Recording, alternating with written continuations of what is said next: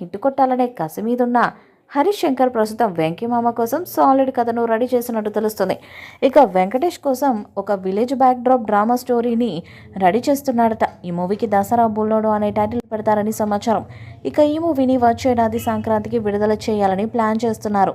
త్వరలోనే movie start అయ్యే అవకాశాలు ఉన్నాయని తెలుస్తుంది. ఇటీవల విడుదలైన సంక్రాంతికి వస్తున్న సినిమాతో బాక్సాఫీస్ వద్ద భారీ విజయాన్ని సాధించాడు వెంకటేష్.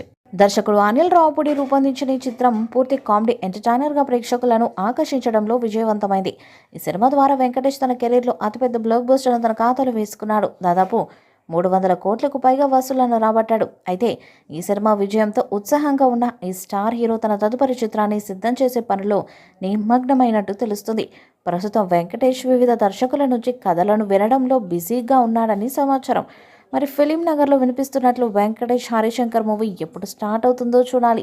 ఈ వీడియోపై మీ అభిప్రాయాన్ని కామెంట్ బాక్స్లో తెలియజేయండి. వీడియో మీకు నచ్చితే లైక్ చేయండి, షేర్ చేయండి, కామెంట్ చేయండి. మరిన్ని అప్డేట్స్ కోసం మన ఛానల్ సబ్స్క్రైబ్ చేయండి. నోటిఫికేషన్స్ కోసం పక్కన ఉన్న గంట సింబల్ని కొట్టండి.